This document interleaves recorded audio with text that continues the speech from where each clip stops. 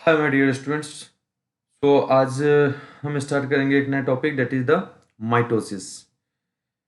यार देखो बेटा, अभी तक जो अपन ने पढ़ाई करी ना, बहुत बेसिक था। और मैक्सिमम क्वेश्चन क्या क्या आ सकता है अभी के पढ़ाई के बेसिस पे। एक तो पीआई वाला क्वेश्चन आ सकता है, कैरियोप्लाज्मिक इंडेक्स वाला क्वेश्चन। दूसरा जो क्वेश्चन आ सकता है वो है आपके इंटरफेज पे, कि कौन सा लॉन्गेस्ट फेज होता है, कौन सा शॉर्टेस्ट फेज होता है, ये आ सकता है। उसके बाद हो सकता है कि किस इंटरफेज के कौन से सब फेज दैट इज G1S और G2, तो कौन से फेज में डीएनए डुप्लीकेट हुआ है, कौन से फेज में डीएनए डुप्लीकेट नहीं हुआ है, तो ये क्वेश्चन हो सकता है। उसके अलावा G0 phase that is the quiescent phase पे भी क्वेश्चन बहुत बार पूछा गया, तो क्विंसेंट फेज को भी आप ध्यान में रखेंगे, ठीक है। इसके बाद आपसे इस फेज के बेसिस पे अगर क्वेश्चन बनाया जाए, थोड़ा सा हार्ड बनाने की अगर मैं बात करता हूं, तो मैं बना सकता हूं on the topic of the chromosome के नंबर पे, कि भाई क्रोमोसोम का नंबर इतना था इनिशियली, अब कितना होगा, क्रोमैटिड का नंबर इतना था, अब कितना होगा। तो ये इस टाइप के क्वेश्चन आपसे पूछे जा सकते हैं, ठीक है। आज जो हमारा टॉपिक है वो है माइटोसिस, ठीक है। माइटोसिस जो है ये लेक्चर 3 का टॉपिक है, मैं पहले ही बता देता हूं। तो ये लेक्चर 3 का एक हमारा टॉपिक है। तो बेटा शुरू करते हैं माइटोसिस की कहानी।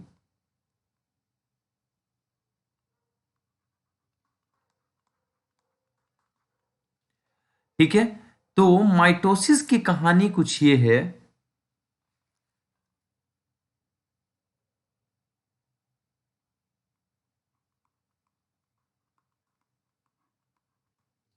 देखो बेटा, तो माइटोसिस की कहानी कुछ ये है कि माइटोसिस जो होता है वो हमारा एक, 1 सेकेंड बेटा, हाँ। तो माइटोसिस जो होता है वो क्या होता है, एक टाइप का सेल डिवीजन है। मैंने पहले भी बताया था कि जो माइटोसिस सेल डिवीजन होता है इसमें इक्वल नंबर में डॉटर सेल बनते हैं, ठीक है। तो टाइप ऑफ डिवीजन की बात करता हूं, टाइप ऑफ डिवीजन एक माइटोसिस की बात कर रहे हैं हम। तो सबसे पहले इसका डेफिनेशन, तो माइटोसिस होता क्या है, एक ऐसा सेल डिवीजन जिसमें कि एक सेल डिवाइड करके दो आइडेंटिकल डॉटर सेल बनाती है which is similar to them self as well as their parents. मतलब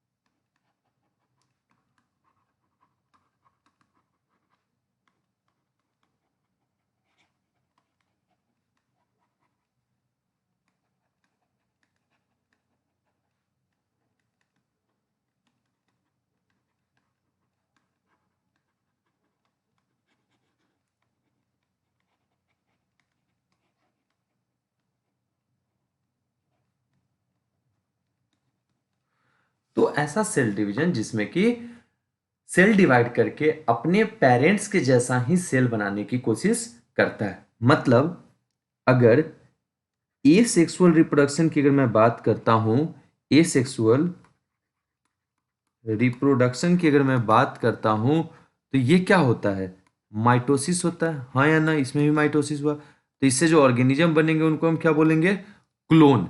जो ऑफ स्प्रिंग बनेंगे वो क्लोन होंगे। मतलब माइटोसिस की अगर मैं बात करता हूं तो इसको मैं कह सकता हूं कि चूंकि इक्वल बन रहा है तो मैं इसको बोल दूं इक्वेशनल डिवीजन, हाँ या ना।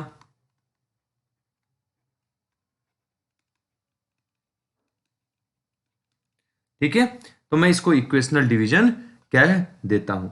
इक्वेशनल किस वे में, कि इसमें क्रोमोसोम, इसमें जो क्रोमोसोम का नंबर होता है, क्रोमोसोम का नंबर और डीएनए का कंटेंट क्या होता है, रिमेन्स सेम। ठीक है, तो इसमें डीएनए का कंटेंट क्या होता है? Remains same.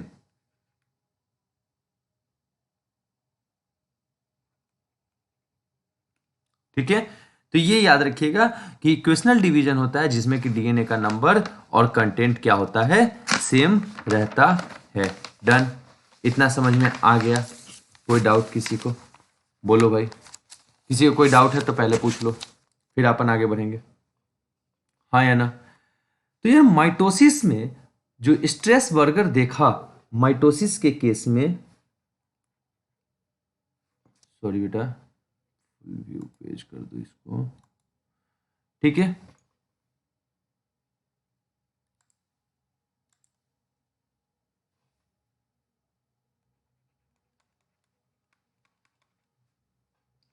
Mitosis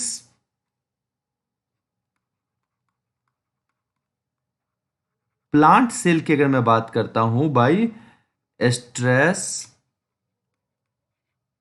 burger.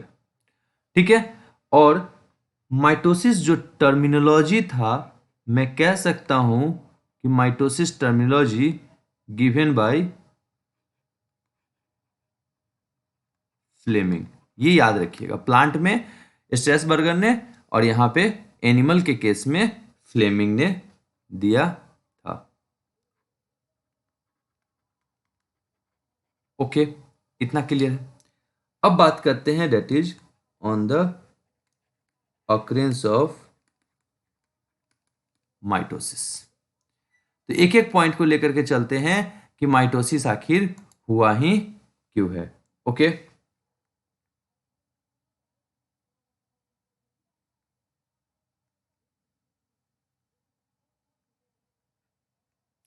तो माइटोसिस का जो काम होता है ये तब होता है जब सिमिलर टाइप के सेल्स ही होते हैं, मतलब कि ग्रोथ के केस में, रिपेयर के केस में, डिप्लॉयड ऑर्गेनिज्म है उसमें। ठीक है, इसके अलावा डिप्लॉयड सोमैटिक सेल्स में। हाँ या ना? लेकिन एक एक्सेप्शन है हनी बी।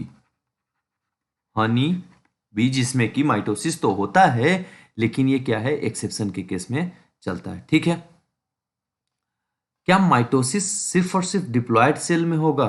नहीं, can occur in diploid and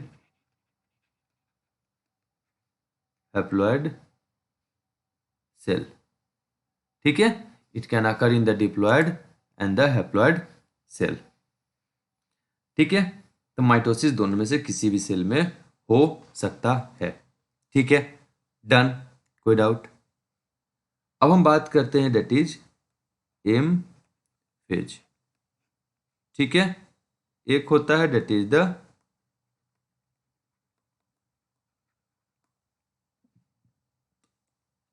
karyokinesis and the second one is the cytokinesis.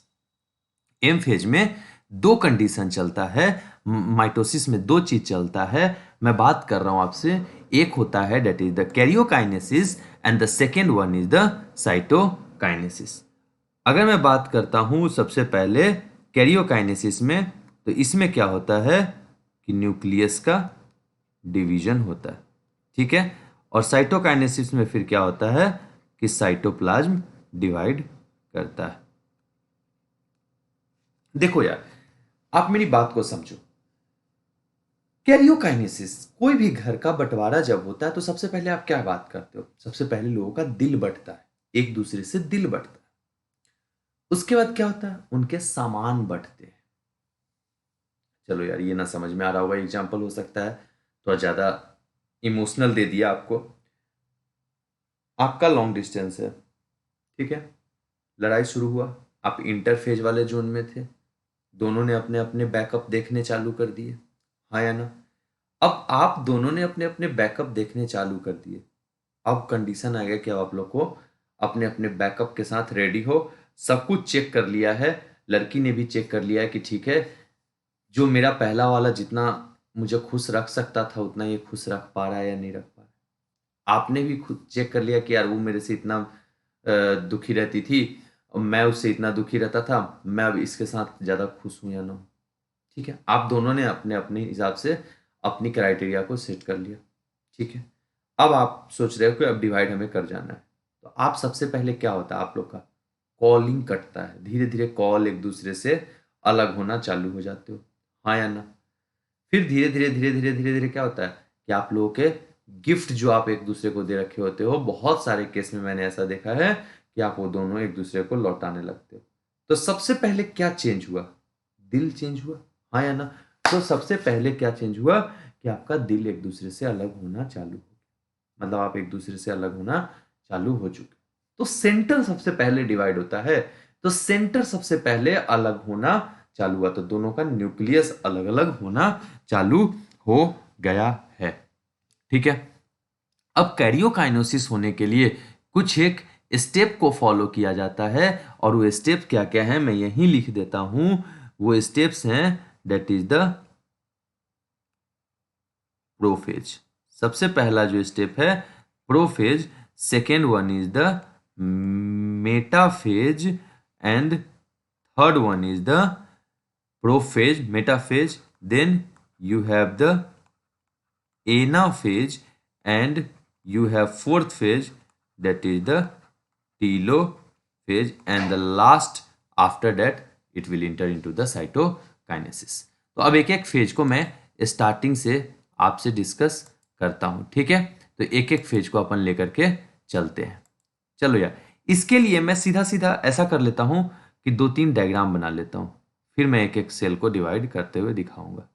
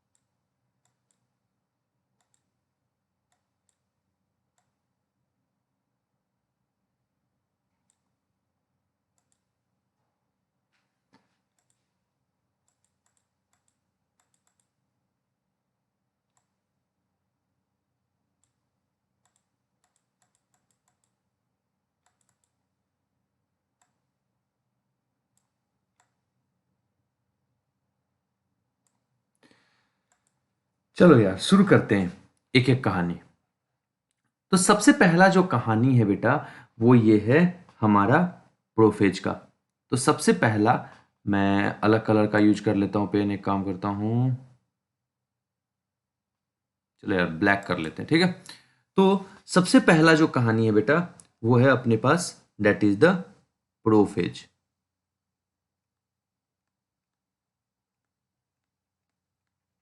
ठीक है, second one is the metaphase. लेकिन प्रोफेज दो कंडीशन में डिवाइडेड है। प्रोफेज में जो दो कंडीशन होता है, एक होता है that is the early prophase, and then we have the late prophase. Okay, early prophase and the late prophase, ठीक है। और ये सबसे पहला कंडीशन होता है। Then we have the next one, that is the transition to metaphase. ठीक है, early phase prophase, and then we have the transition to metaphase. तो जो अर्ली प्रोफेज होता है बेटा, याद रखिएगा, जो अर्ली प्रोफेज होता है, प्रोफेज तो ऐसे भी फर्स्ट स्टेज है, तो अर्ली जो प्रोफेज है, इस कंडीशन में होता क्या है कि अर्ली प्रोफेज में जो सेंट्रियोल्स होते हैं, सेंट्रियोल्स क्या करता है, दूसरे पोल्स की तरफ मूव करना चालू कर देता है। तो सेंट्रियोल क्या करता है, दूसरे पोल की तरफ मूव करना चालू कर देता है। तो सेंट्रियोल की कहानी ये हो जाती है कि सेंट्रियोल दूसरे पोल की तरफ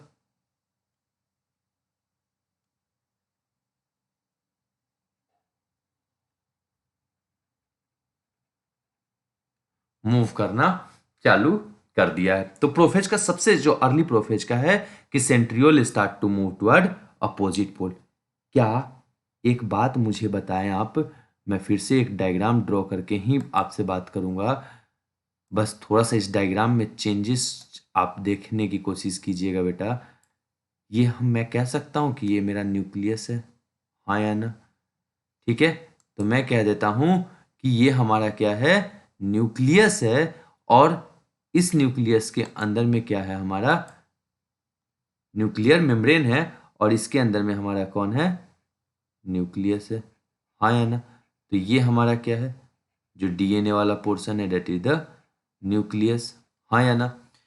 तो सेंट्रोसोम क्या होता है, जो दो सेंट्रियोल है वो आपस में एक दूसरे की तरफ अपोजिट पोल्स पे मूव करने की कोशिश शुरू कर देते हैं। डन, ठीक है, इतना क्लियर है, ये समझ में आया। मतलब मैं लिख सकता हूं कि अर्ली प्रोफेज में बहुत इंपॉर्टेंट काम होता है सेंट्रियोल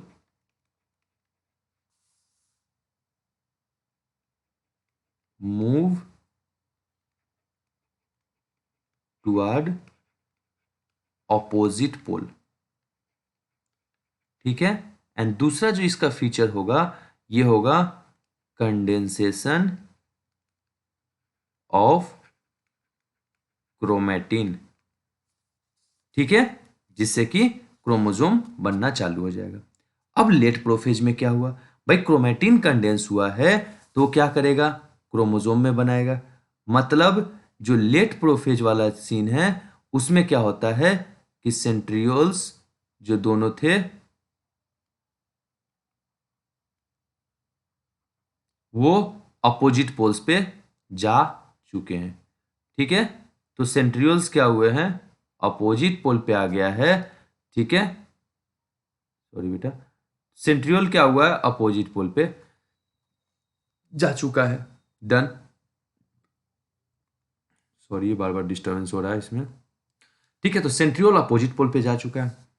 न्यूक्लियर मेम्ब्रेन क्या हुए हैं, डिसइंटीग्रेट हो चुके हैं, ठीक है, न्यूक्लियर मेम्ब्रेन डिसइंटीग्रेट हो चुके हैं। डन, ये टूट चुका है। क्रोमोसोम का फॉर्मेशन हो चुका है, ठीक है।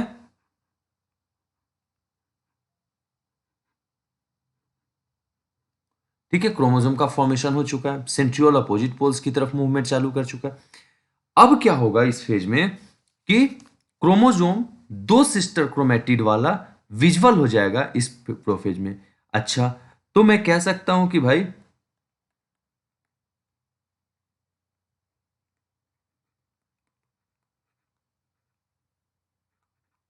स्पिंडल फाइबर फॉर्म, हाँ या ना? इसमें क्या होगा, स्पिंडल फाइबर का फॉर्मेशन हो जाएगा, न्यूक्लियर मेम्ब्रेन का डिसइंटीग्रेशन हो जाएगा। And the third thing that will happen कि भाई no endoplasmic reticulum, no Golgi body, सब खत्म हो चुका होगा, no nuclear membrane, and the last one no nucleolus. तो ये सब लेट प्रोफेज में खत्म हो जाता है, ठीक है। अर्ली प्रोफेज में क्या होता है कि क्रोमेटिन अभी विजुअल नहीं होंगे, एक गोले के जैसा दिखाई देगा। आप खुद देखो, आप इस डायग्राम को खुद देखिए कि एक गोले जैसा दिखाई दे रहा है। अच्छा, मैंने आपको क्या बोला, स्पिंडल फाइबर का फॉर्मेशन शुरू हो जाएगा। तो स्पिंडल फाइबर का फॉर्मेशन मैं आपको दिखा देता हूँ। स्पिंडल फाइबर कुछ इस टाइप से बनना चालू हो जाएगा, ठीक है।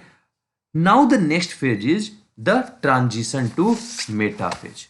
जो नेक्स्ट फेज है उसमें क्या होता है कि जो मेटाफेज है वो बनना चालू हो जाता है। तो आप एक चीज समझो कि मेटाफेज बनने के लिए क्या क्या चाहिए। ये क्या है हमारा सेंट्रोमियर, ये क्या है हमारा क्रोमोसोम, ठीक है।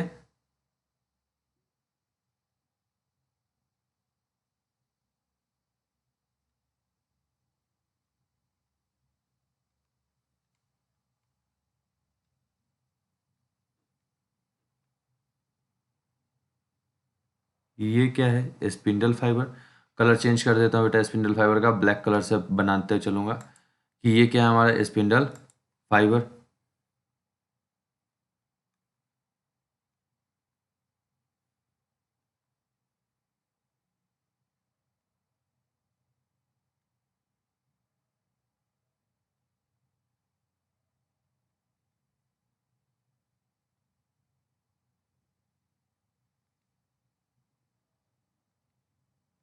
ये एस्ट्रल रेज है बेटा।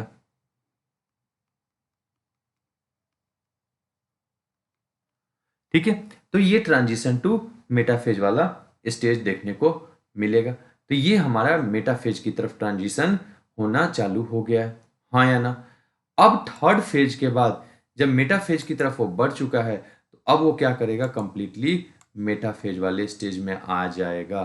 तो अब मेटाफेज में चला जाएगा और मेटाफेज से हो जाएगा कहाँ पे, आपके एनाफेज में, और एनाफेज से वो कहाँ बढ़ जाएगा, टीलोफेज में। ठीक है, तो metaphase, anaphase, and then you have the last one that is the telophase.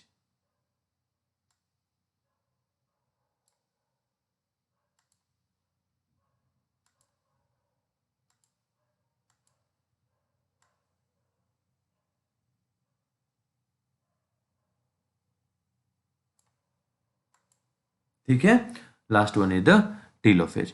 तो ये जो फेज होगा बेटा, इस फेज में क्या होता है, इस फेज में होता कुछ ये है कि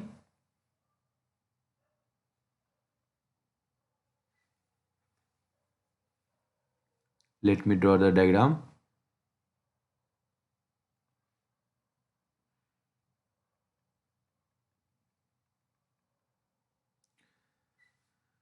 जो क्रोमोसोम है बेटा, वो क्या करता है, एक इक्वेटर पर आकर के लाई करना चालू कर देता है। तो क्रोमोसोम की अगर मैं बात करता हूं तो वो एक इक्वेटर पे लाई करता है आकर के। This is the equator of a cell, हाँ या ना। तो मैं कह सकता हूं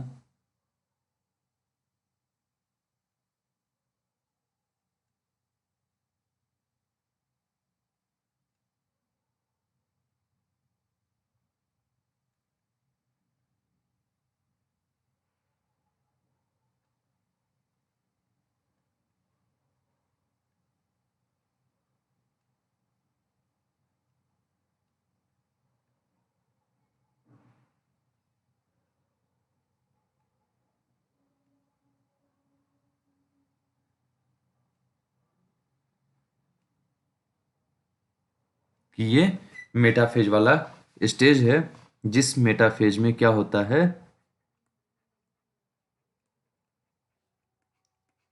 ये मेटाफेज वाला स्टेज है जब वो इक्वेटर पे आकर के लाई करता है।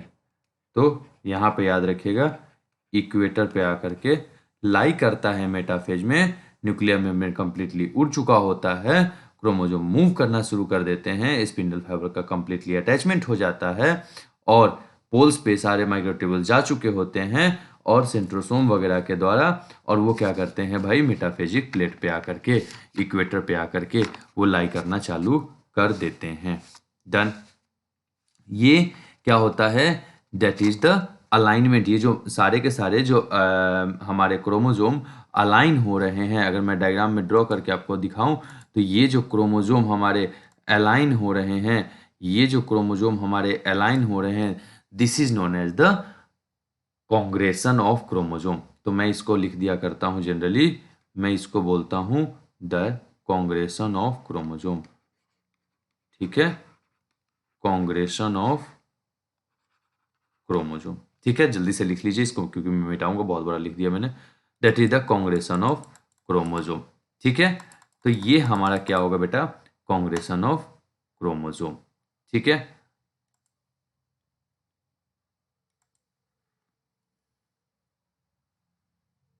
ठीक है, ये हमारा कंप्लीट होता है।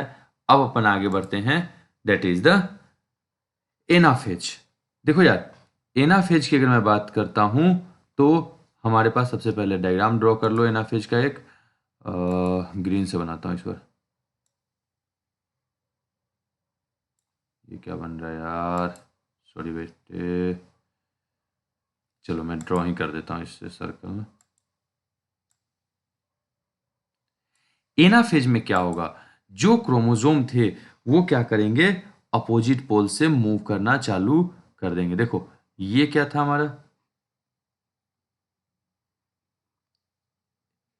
दैट इज द सेंट्रियोल्स,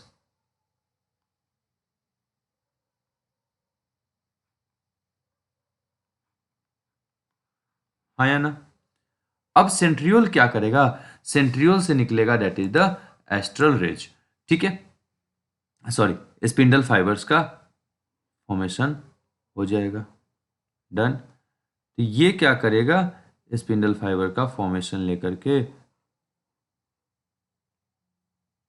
ठीक है, यहां से भी वही होगा।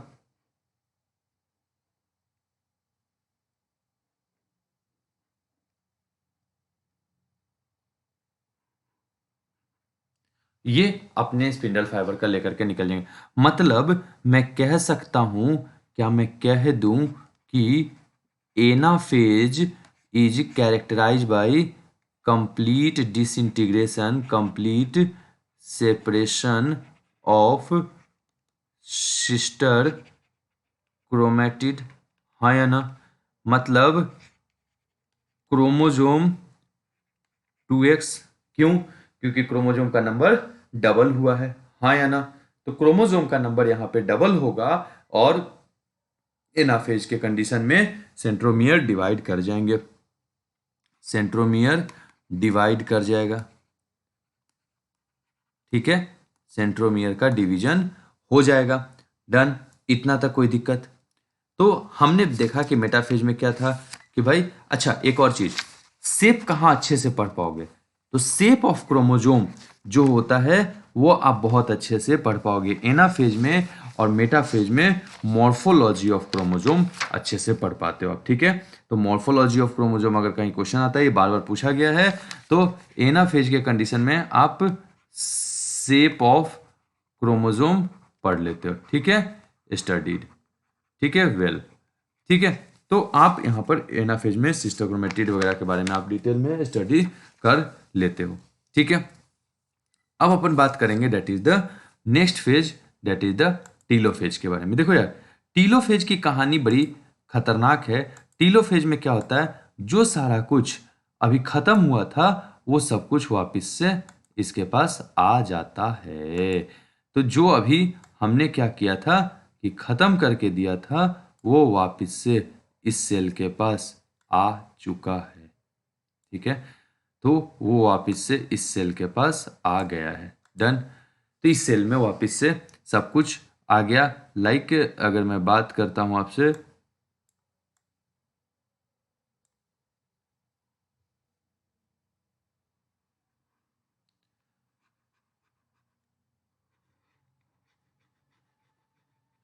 अगर मैं एनिमल सेल की बात करता हूं, तो कंडेंस होकर के वापस से क्रोमोसोम बनना चालू हो गया, और यहां पर आप देखो तो एक कंस्ट्रिक्शन एंड फ्यूरो बना है। तो एनिमल के केस में, एनिमल में क्या होता है, कॉन्स्ट्रिक्शन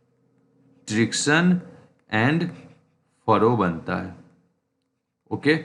एनिमल के केस में कॉन्स्ट्रिक्शन एंड फरो बनता है, न्यूक्लियर मेम्ब्रेन, गोल्जी बॉडी वगैरह सब कुछ वापस से आ जाता है। ये कंडीशन किसका है, Tillo, sorry sorry sorry sorry, ये है हमारा साइटोकाइनेसिस का, टीलोफेज, सॉरी सॉरी सॉरी,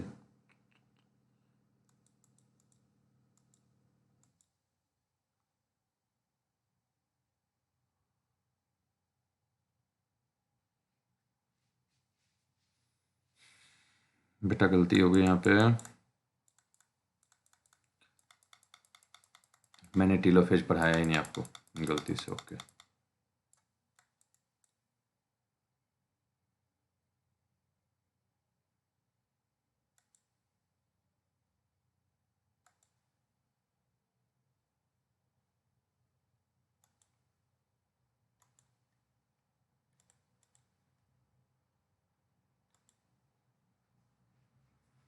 चलो, तो ये है ट्रांजिशन टू मेटाफेज, ये हो गया है अपना। उसके बाद अपन ने पढ़ लिया दैट इज द मेटाफेज के बारे में। Then next we have studied about the telophase. Telophase में क्या होता है, सब कुछ वापस से उनके पास आ जाता है, जो जो कुछ खत्म हुआ था ERGB वगैरह स्टार्ट कर देते हैं रीअपियर होना, and then the cell will start cytokinesis. ठीक है, तो साइटोकाइनेसिस के कंडीशन में क्या होगा कि दो चीजें होती हैं। अगर एनिमल सेल है तो कंस्ट्रिक्शन एंड फरो का फॉर्मेशन होगा, और कंस्ट्रिक्शन एंड फरो बना करके वो क्या करेगा, during the case telophase complete करने के बाद वो क्या करेगा, ये कंस्ट्रिक्शन एंड फरो बनाएगा, और ये जो कंडीशन बना रहा है इसी को हम बोलते हैं कि भाई एनिमल के केस में वो कंस्ट्रिक्शन एंड फरो फॉर्मेशन करता है। ठीक है, और पेरीफेरी से अंदर की तरफ जाता है, इसलिए हम इसको बोल देते हैं कि जो मूवमेंट है दैट इज द सेंट्रीपिटल। बेटा अगर मैं बात करता हूं आपसे, ठीक है, प्लांट के लिए तो थोड़ा सा चेंज होगा। इन केस ऑफ प्लांट में क्या होता है, सेंट्रीफ्यूगल अंदर की तरफ से डिपोजिशन शुरू होता है लिग्निन का, और वो अंदर की तरफ से ये सेल है तो यहाँ पर लिग्निन का सुबेरिन का डिपोजिशन होता है, और उसकी वजह से दो सेल आपस में, ये सेल अलग ये सेल अलग, और फिर दो अलग अलग टाइप के प्लांट बना देते हैं। ये प्लांट को ग्रोथ में मदद करते रहते हैं। ठीक है, चूंकि एनिमल में सेंट्रियोल और सेंट्रोसोम दोनों होते हैं, उनकी मदद से वो फरो बनाता है। तो सिग्निफिकेंस माइटोसिस का क्या, ये क्वेश्चन एक बार पूछा भी जा चुका है कि माइटोसिस का सिग्निफिकेंस क्या है। तो याद रखिएगा, repair and growth significance of mitosis कहलाता है। ठीक है, सिग्निफिकेंस ऑफ माइटोसिस, ठीक है, रिपेयर एंड ग्रोथ में मदद करता है। और कैरियोकाइनेसिस अगर नहीं होता है, not followed by the cytokinesis, अगर साइटोकाइनेसिस नहीं होता है तो उसी से सिंसिटम बनते हैं, सिनोसिटिक बनते हैं, जो कि फ्री न्यूक्लियर एंडोस्पर्म होता है, कोकोनट में एडिबल होता है। बेटा नेक्स्ट जो लेक्चर होगा that will be on the topic, मैं पहले आज ही रिवील कर देता हूँ, पढ़ लीजिएगा एक बार घर पर जा करके, दैट इज द मियोसिस।